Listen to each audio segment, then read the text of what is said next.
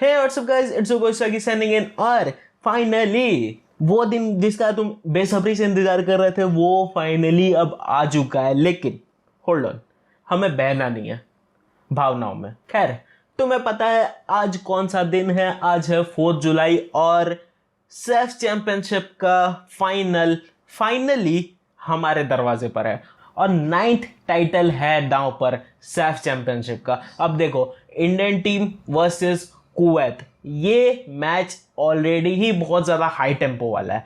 तुमने पिछले मैच में ऑलरेडी देख रखा है कि कुवैत किस तरीके से खेलती है, किस तरीके से इंडिया डिफेंड करती है, किस तरीके से इंडिया अटैक करती है और किस तरीके से कुवैत अटैक करती है। तो तुम्हें ऑलरेडी पता है कि इंडिया और कुवैत के बीच मैच में क्या होने वाला है। बट आज थोड़ा सा हम इसको ग्लिम्स देते हैं कि आज फाइनल में आखिर हो क्या सकता है। देखो, सबसे पहले तो फाइनल है, प्रेशर है और इंडिया कुवैत के अगेंस्ट सैफ चैंपियनशिप फाइनल में नहीं खेली है। इस साल सैफ चैंपियनशिप में दो नई टीमें कुवैत और लेबनान ने जिस तरीके से परफॉर्मेंस दी है और जिस तरीके से लेवल बूस्ट करा है, चाहे वो सैफ चैंपियनशिप का हो या इंडियन टीम का हो, वो बहुत अच्छा था और बहुत सही था, देखने लायक था। But the thing is, India Kuwait के अगेंस्ट सैफ चैंपियनशिप के फाइनल्स में नहीं भिड़ी है और लास्ट बार जब भिड़ी थी हम एक गोल कंसीड कर गए थे और वो 8 मैच की स्ट्रीक जो बहुत ज़्यादा थी, मतलब हम लोग रिकॉर्ड की तरफ बढ़ रहे थे, वो स्ट्रीक हमारी कुवैत के अगेंस्ट ही टूटी थी। और वो ओन गोल भले ही तुम अब जितना भी ये कहो, लेकिन वो गोल तो था। वो गलतियां अब इंडिया को नहीं करनी है फाइनल्स में, नहीं तो बिलीव मी कुवैत बहुत तगड़ा अपोजिशन बन जाएगी इंडिया के लिए। बिकॉज देखो, कुवैत की जो टीम है वो अभी के टाइम पे परफेक्टली बैलेंस्ड टीम है। चाहे वो तुम अटैक की बात करोगे, चाहे वो डिफेंस की बात करोगे, चाहे उनके मिडफील्ड की बात करोगे, बहुत तरीके से बहुत सारे प्रोस्पेक्ट्स में वो टीम एक बैलेंस्ड टीम है। और ऐसे में एक बैलेंस्ड टीम से लड़ना सबसे ज़्यादा मुश्किल होता है, चाहे वो तुम किसी भी टूर्नामेंट और किसी भी लीग की बात कर लो।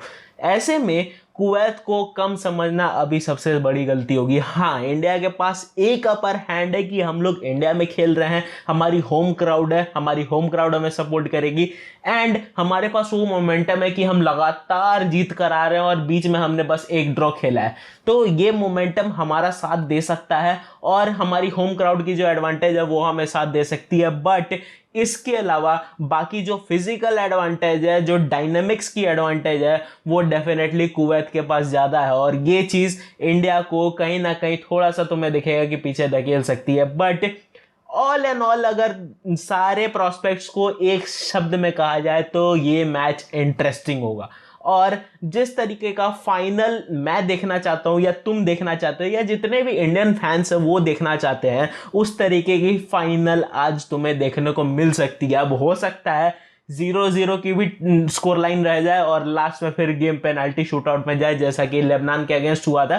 बट द थिंग इज कि कुवैत के अगेंस्ट अच्छी खासी परफॉर्मेंस इंडिया को देनी पड़ेगी अगर हमें ये फाइनल जीतना है तो, और हमें 9th टाइटल अपने नाम करना है तो। नहीं तो बिलीव मी, कुवैत बहुत तरीके से हमें पछाड़ सकती है। खैर, इसी के साथ हम लोग आते हैं आज के डेली न्यूज पर। तो this calls for a background change. खैर, आते सीधा अपने सबसे पहले न्यूज पर, जो कि है अपने ही क्लब मैनचेस्टर यूनाइटेड की तरफ से। और देखो, मैनचेस्टर यूनाइटेड का बहुत अलग सा हिसाब चल रहा है। सबसे पहले तो जो ओनरशिप वाली कहानी है वो फंसी हुई है। मैंने बार बार ये चीज़ बोल रखी है, तुम भी साले पक गए हो ये चीज़ सुन सुनकर। बट ओनरशिप की कहानी अभी फंस रखी है और ये सबसे बड़ा मुद्दा है मैनचेस्टर यूनाइटेड के लिए। लेकिन मैनचेस्टर यूनाइटेड ने सोचा कि इस पूरे जो कहानी है इसको फुटबॉल बनाओ, लात मारो, प्लेयर्स पे ध्यान देना है। देखो, कहानी बुरी नहीं है बट ध्यान तो देना पड़ेगा ना तुम्हें। और सबसे बड़ी चीज है, तुमने एक जो अपने गोलकीपर जो तुमको साइड कर दिया है, बिल्कुल ध्यान नहीं दे रहे हो। उसका कॉन्ट्रैक्ट खत्म हो चुका है, 2 दिन हो गए उसका कॉन्ट्रैक्ट खत्म हुए, लेकिन अभी तक उसके कॉन्ट्रैक्ट एक्सटेंशन पे कोई न्यूज नहीं आई है। वो है डेविड डेया की। और ये भी तुम कंफर्म नहीं कर रहे हो कि डेविड डेया का कॉन्ट्रैक्ट तुम एक्सटेंड करना भी चाहते हो या नहीं, तुमने लटका रखा है। ये एक कहानी हो रही है और ओनाना की एक कहानी हो रही है कि आप ओनाना को साइन करेंगे। बट कहानी फिर यहीं आके अटक जा रही है कि आप ओनाना के लिए कोई स्टेप नहीं लेना चाह रहे हो।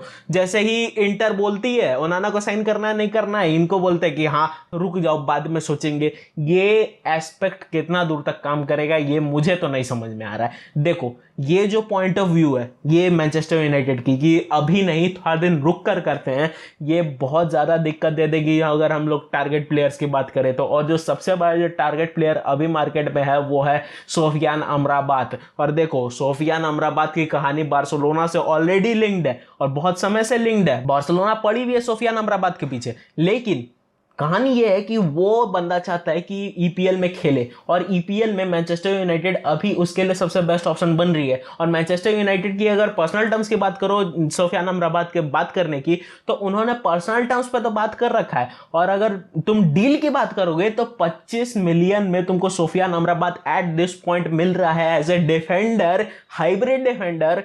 उससे बेटर और क्या हो सकता है। और अगर तुम देखोगे डिफेंस में हमारी जोड़ी जो हो जाएगी सोफियान अमराबात प्लस वरान प्लस लिसांद्रो मार्टिनेज प्लस अपना डालोत या फिर कोई भी खेल लेगा उस पोजीशन पे, ऐसे में वो एक बहुत बड़ी न्यूज़ है सोफियान अमराबात का साइन करना। और कासिमिरो प्लस सोफियान अमराबात की जो जोड़ी बनेगी साथ में वो अनब्रेकेबल हो सकती है। लेकिन यही चीज़ है ना कि मैनचेस्टर यूनाइटेड को ये जो प्रॉस्पेक्ट है इनका कि अभी नहीं यार बाद में सोचेंगे बाद में करेंगे, टाइम का वेट करते हैं, इस प्रॉस्पेक्ट को लात मारना पड़ेगा और ये वाली स्ट्रेटेजी अपनानी पड़ेगी कि अभी नहीं तो कभी नहीं। जब तक ये नहीं करेंगे मैनचेस्टर यूनाइटेड किसी भी प्लेयर को साइन नहीं करने पाएगी और ये सबसे बड़ी दिक्कत हो जाएगी अगर हम लोग आगे आने वाले टाइम की बात करें तो।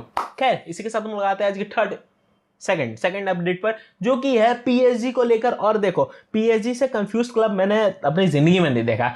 साले कर क्या रहे हैं, सोच क्या रहे हैं, किस प्लेयर के लिए क्या स्ट्रेटेजी है इनकी, क्या फ्यूचर के प्रोस्पेक्ट्स हैं, कुछ समझ में ही नहीं आ रहा है। सबसे पहले तो ये डिसीजन ये इनकी फिक्स ही नहीं हो रही कि इनको किलियन एम्बापे के साथ करना क्या है। दूसरी कहानी ये है कि ये जाओ फिलिक्स को लेकर अटक चुके हैं। सही सुना तुमने, जाओ फिलिक्स को लेकर अटक चुके हैं। अब देखो लुइस एनरिके के हिसाब से अगर माने तो जाओ फिलिक्स उसके लिए एक बेटर प्रोस्पेक्ट है, बेटर 9 नंबर है।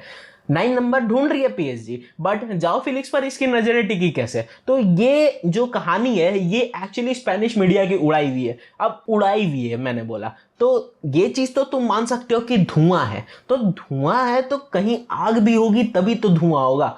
ऐसे तो नहीं है कि कुछ भी अपने मन से ही न्यूज बना कर डाल रहे हैं। देखो कहानी ये है कि जो मीडिया है वो 2 हाउसेस में बढ़ चुकी है। एक तरफ है स्पेनिश मीडिया जो कहती है कि लुइस एनरिके जाओ फिलिक्स से तरफ पड़ा हुआ है और जाओ फिलिक्स को पीएसजी साइन कर सकती है as a 9 number in future, और ये महीने में तुमको ये डील शायद देखने को मिल सकती है। अब माइंड यू ऑलरेडी जाओ फिलिक्स की लिंक्स चेल्सी के साथ है और चेल्सी चाहती है कि जाओ फिलिक्स रुक जाए क्योंकि वहां लोन टर्म में वो बंदा अच्छा खेला है। तो ऐसे में अब चेल्सी और पीएसजी जाओ फिलिक्स को साइन करने की रेस में डेफिनेटली आ जाएंगी। तो ऐसे में ये न्यूज स्पेनिश मीडिया के फैलाई हुई है। मार्सा ने ये चीज स्पेशली अपने एक्सक्लूसिव रिपोर्ट्स में ये चीज कमेंट कर दी। बट अब हम लोग बात करते हैं जो सेकेंड पार्ट है मीडिया की जो इस चीज को सिरे से खारिज करती है, वो है फ्रेंच मीडिया। अब फ्रेंच मीडिया का इस चीज पर क्या कहना है? फ्रेंच मीडिया का इस चीज पर यह कहना है कि भैया लुइस एनरिके ने यह चीज तो मानी है कि जाओ फिलिक्स एक अच्छा प्लेयर है, लेकिन उसने ये कहीं नहीं बोला है कि जाओ फिलिक्स को वो साइन करने के पीछे जाएंगे। अब इस चीज का कहानी समझो। देखो पीएसजी अगर बोलती है कि वो उस प्लेयर को साइन करने के पीछे जाएगी तो पीएसजी एक ऐसी क्लब है जो डेफिनेटली जाएगी। और पीएसजी के पास पैसे की कमी नहीं है कि वो जाओ फिलिक्स को साइन करने के लिए पैसे के मैटर के बारे में सोच रहे हैं। उनको जाओ फिलिक्स को अगर साइन करना हो वो साइन करके ले आएंगे। अब बट द थिंग इज अभी कहानी है अकॉर्डिंग टू फ्रेंच मीडिया कि पीएसजी अभी जाओ फिलिक्स पर पैसा डालना नहीं चाहती है और लुइस एनरिके के हिसाब से जाओ फिलिक्स एक अच्छा प्लेयर है। बट द थिंग इज जाओ फिलिक्स अभी पीएसजी के रडार पर नहीं है और पीएसजी के लिस्ट पर नहीं है। अब ये चीज़ देखना ज़्यादा इंटरेस्टिंग होगा कि आगे आने वाले टाइम्स में पीएसजी इस चीज़ पर क्या रुख लेती है और क्या ये सच में पीएसजी के रडार पर नहीं है या फिर ये बस हीट डाउन करने का एक तरीका है और जैसे ही हीट डाउन होगा पीएसजी फट से लपकेगी जाओ फिलिक्स पे। देखने लायक बात होगी। खैर इसी के साथ हम लगाते हैं आज की थर्ड अपडेट पर जो कि है एम्बापे की signing saga by real Madrid. जो मुझे एक चीज समझ में नहीं आ रहा है, ये साले साइनिंग सागा नहीं हो गई, एकता कपूर की सीरियल हो गई, 10 साल खत्म ही नहीं हो रही भाई। क्या करना चाह रहे हो? एक तो डिसीजन लो कम से कम, या तो इधर रह लो या तो इधर रह लो। एम्बापे का मुझे समझ में नहीं आ रहा है कि वो बंदा चाह क्या रहा है। अब देखो एम्बापे के माइंडसेट से अगर तुम समझोगे तो वो पीएसजी में 1 साल खेलना चाहता है क्योंकि उसको बोनस मिल रहा है वहां, पैसा का अमाउंट, और वो 2024 में as a free agent Real Madrid join करना चाहता है। बट द थिंग इज, अगर पीएसजी के पर्सपेक्टिव से देखो तो पीएसजी एम्बापे को फ्री में फोकट में जाने नहीं देना चाहती है। और देखो पीएसजी का भी गलत रुख नहीं है, एम्बापे को उन्होंने बनाया है भाई, तो 200 मिलियन कम से कम वो लेंगे एम्बापे के लिए। But the thing is Real Madrid इन दोनों के कहानी में नहीं आती है, रियल मैड्रिड अलग ही चल रही है। उनका है कि अगर एम्बापे आना चाहता है आ जाए, नहीं आना चाहता है मत आए, कहानी बता दे कि आना चाहता है या नहीं आना चाहता है। अब देखो पीएसजी का जो प्रोस्पेक्ट था एम्बापे के लिए वो ये था कि भैया तुम कॉन्ट्रैक्ट एक्सटेंशन या तो साइन कर दो या तो फिर अभी छोड़कर चले जाओ। देखो अब कॉन्ट्रैक्ट एक्सटेंशन के लिए कौन सा कॉन्ट्रैक्ट पीएसजी ने ऑफर करा है, ये कहीं कुछ अमाउंट है तो कहीं कुछ अमाउंट है, कहीं कितने साल के लिए तो कहीं कितने साल के लिए। बट अगर बेस तुम समझोगे और थोड़े से अगर तुम रूमर्स की बात करोगे तो उसमें पीएसजी ने एम्बापे को एक ऐसा कॉन्ट्रैक्ट दिया है जो कि एक्सटेंशन है 2025-26 तक। बट उसमें एक और स्पेशल क्लॉज है जो कि मुझे सबसे ज्यादा इंटरेस्टिंग लग रहा है, वो ये है कि पीएसजी ने ये स्पेसिफिक मेंशन कर रखा है कि 2024 में वो एम्बापे को रियल मैड्रिड को बेच देंगे। कॉन्ट्रैक्ट एक्सटेंशन हुई है 2025-26 तक, बेच वो देंगे एम्बापे को 2024 में रियल मैड्रिड को, चाहे वो 150 मिलियन की अमाउंट हो चाहे वो 200 मिलियन की अमाउंट हो। ये अब रूमर है, इसकी कोई स्पेसिफिक कोई कहीं नहीं गई है बिल्कुल स्पेसिफिकली, बट ये रूमर डेफिनेटली है और ये बहुत इंटरेस्टिंग रूमर है। क्योंकि अगर तुम पीएसजी के पर्सपेक्टिव से देखोगे तो वो सिंपली चाहते हैं कि भैया रियल मैड्रिड अगर चाहती है एम्बापे को लाना तो वो फोकट में तो नहीं लेके जाए, पैसा हमें देके जाए। और अगर तुम एम्बापे के पर्सपेक्टिव से देखो तो कहानी ठीक पलट जाती है कि वो बंदा सोच ही नहीं रहा है कॉन्ट्रैक्ट एक्सटेंशन का, वो सोच रहा है कि 2024 में मैं पीएसजी को छोड़कर चला जाऊं फ्री फोकट में। तो कहानी बस ऑल टुगेदर ऑल राउंड यहीं आकर अटक गई है। अब यहां से आगे कहां बढ़ती है ये चीज देखने में पता नहीं कितने साल गुजर जाए। हो सकता है इस साल 2023 में पॉसिबल भी ना हो एम्बापे का आना, हो सकता है 2024 में आए। But the thing is Real Madrid को अब शायद इस पूरे मुद्दे से ऊपर उठना चाहिए और एक बेटर प्लेयर के बारे में सोचना चाहिए। इतना अगर हम लोग मगज हालैंड के लिए मार देते तो वो बंदा अभी तक रियल मैड्रिड में खेल रहा होता, बिलीव मी बहुत समय पहले खेल रहा होता।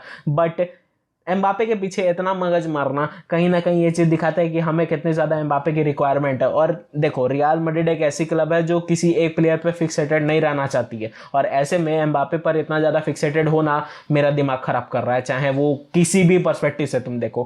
खैर आज के लिए बस इतना ही। होप ये वीडियो तुम्हें अच्छी लगी हो। वीडियो अगर अच्छी लगी तो वीडियो को लाइक कर देना, चैनल को सब्सक्राइब कर देना। मैं मिलता हूं तुमसे किसी और दिन किसी और नए टॉपिक पर। It's a boy Swiggy signing out.